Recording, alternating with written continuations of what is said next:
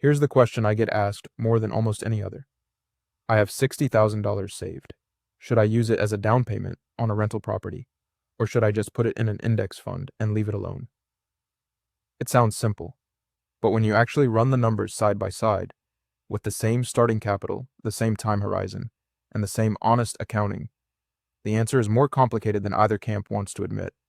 Real estate people will tell you index funds are for people who don't want to build real wealth. Index fund people will tell you rental properties are a part-time job disguised as an investment.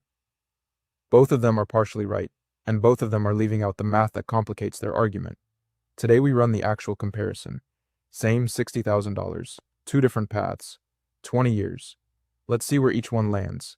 I'm POW. This is the house math. Let's get into it. Before we run the numbers, we need to agree on the rules, because this comparison gets distorted when people use different assumptions without telling you. Rule 1. Same starting capital. Both scenarios start with $60,000. The down payment amount on a $300,000 rental property at 20% down. Rule 2. Same time horizon. We're running both scenarios over 20 years. Long enough to see compounding work. Long enough to see real estate cycles play out. Rule 3. Honest accounting on both sides. Real estate gets all four return components: cash flow, appreciation, equity paydown, and tax benefits. But it also gets all the costs: vacancy, maintenance, capex, management, and transaction costs. The index fund gets its historical average return minus nothing, because there's nothing to subtract. Rule 4. We account for leverage. This is the most important rule, and the one most comparisons get wrong. The rental property controls $300,000 in assets with $60,000 down. The index fund controls exactly $60,000. That difference matters enormously, and we'll show exactly how much. Let's run the index fund scenario first. It's the simpler of the two.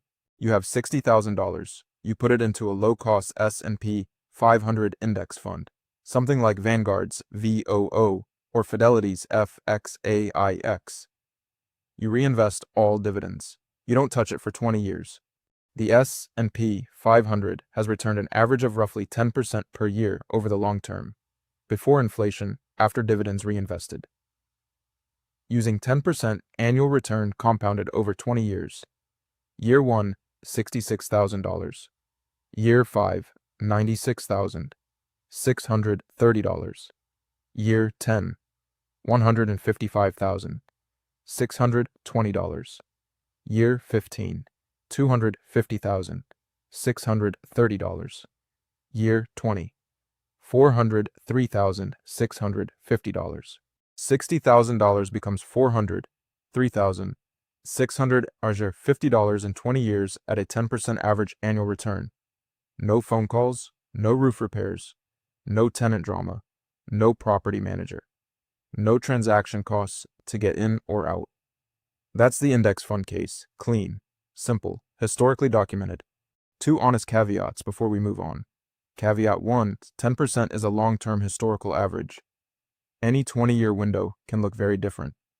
The 20 years ending in 2000 looked great. The 20 years starting in 2000, less so. Past performance does not guarantee future results. Caveat 2, this assumes you don't touch it. Most people do touch it. They panic, sell during corrections.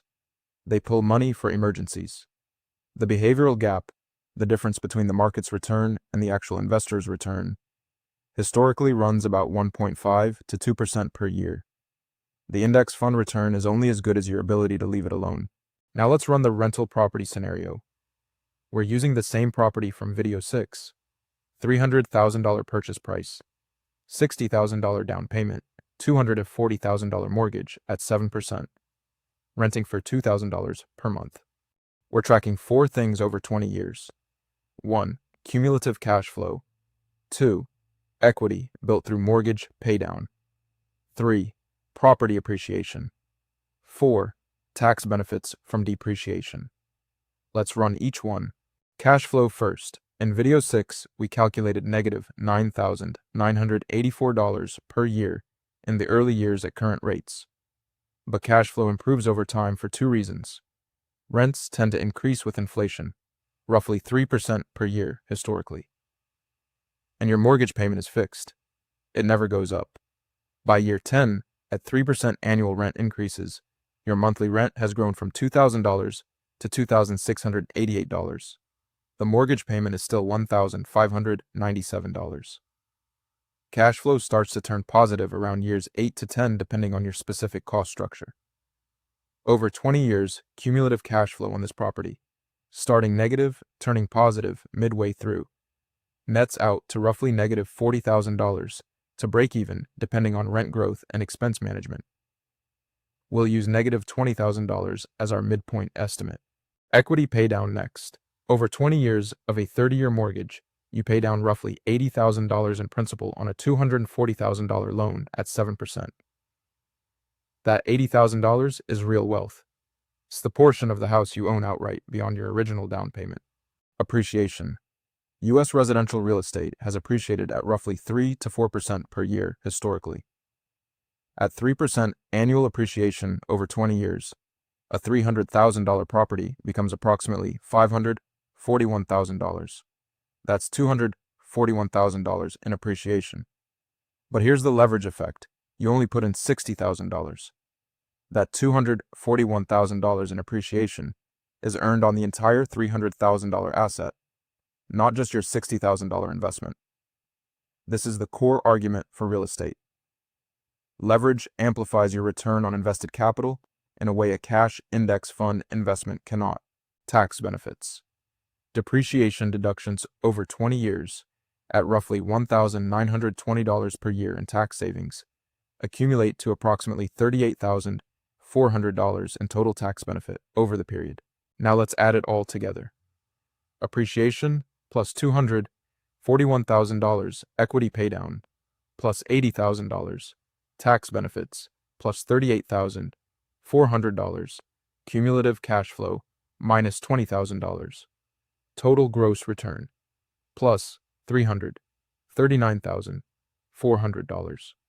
Add back your original $60,000 down payment, and the property is worth $541,000 with roughly $380,000 in remaining equity after the outstanding mortgage balance. On a $60,000 investment, that's a total return of approximately $380,000 over 20 years. Compared to the index fund's $343,650 gain on the same $60,000. On raw dollar return, they're remarkably close. So far, the numbers look close. Index fund slightly ahead on raw return. Rental property close behind with more complexity. But there's a dimension to this comparison that changes the picture significantly depending on how you look at it. Leverage. The index fund returned $343,650 on $60,000 invested. That's a 5.7 times return on invested capital. The rental property returned roughly $320,000 on $60,000 invested. That's a 5.3 times return on invested capital. Those are close. Index fund wins slightly. But here's the question almost nobody asks. What if you had used that $60,000 as a down payment and reinvested all positive cash flow back into the property or additional investments? What if the rental property cash flow, once it turned positive in year 8 or 9, was being invested into index funds alongside? What if you had bought a second rental property using the equity from the first as collateral in year 10? This is why real estate investors argue the comparison is fundamentally unfair. With $60,000 cash, you can buy $60,000 of index funds. With $60,000 as a down payment, you control $300,000 in real estate. The leverage ratio is 5 to 1. No brokerage will let you buy $300,000 of index funds with $60,000 at reasonable long-term terms. And unlike margin loans on stocks, which can be called in at any time, a 30-year fixed mortgage is locked in. The terms don't change because the market dropped. If appreciation runs at 4% instead of 3%, a number that's been exceeded in many U.S. markets, the rental property's appreciation alone jumps from $241,000 to $320,000. That single variable swings the comparison decisively in favor of real estate. If appreciation runs at 2%, below historical average, The index fund wins by a wider margin. The rental property return is more sensitive to a single variable, local market appreciation, than the index fund return is. That's concentration risk in action. Here's the honest answer to which one is better. It depends on 4 variables, and 2 of them you control. Variable 1, local market appreciation rate. This is the single biggest determinant. In high appreciation markets, coastal cities, growing metros, supply-constrained areas, real estate wins decisively. In flat or declining markets, real estate can significantly underperform. You control this by choosing where you buy. Variable 2, your ability to manage costs. The landlord who self-manages maintains the property proactively, screens tenants carefully, and keeps vacancy low, will significantly outperform our model. The landlord who does none of those things will underperform it. You control this through effort and systems. Variable 3, your behavioral discipline with index funds. The index fund return assumes you never panic sell, never pull money for emergencies, never time the market. Most people don't manage this perfectly. The real-world behavioral gap costs investors an estimated 1.5 to 2% per year. Variable 4, interest rate environment. At 4% mortgage rates, rental property cash flow is positive from day one, and the comparison isn't close. Real estate wins. At 7 to 8% rates, the early cash flow drag is significant, and the index fund has a stronger argument in the early years. Index funds win for you if you want simplicity, liquidity, and true passivity. You're in a flat real estate market. You don't want to manage tenants or properties. You have strong behavioral discipline. Real estate wins for you if you're in an appreciating market. You're willing to actively manage or learn to. You can handle illiquidity. You want the leverage amplification effect. You value the tax benefits of depreciation. Here's where the math actually lands. Over 20 years, with honest accounting on both sides, a well-bought rental property in a decent market and a disciplined index fund investor end up in a remarkably similar place. The index fund is simpler, more liquid, and requires zero ongoing management. The rental property offers leverage, inflation protection, tax advantages, and the potential to significantly outperform in strong appreciation markets. Neither is obviously superior. Both are genuinely good long-term wealth-building tools when used with discipline and honest accounting. The people who get hurt are the ones who buy a rental property based on the pitch, not the math, and discover the real costs after they own it. Or the ones who panic sell their index funds during a correction because they didn't understand what they owned. In both cases, the tool wasn't wrong.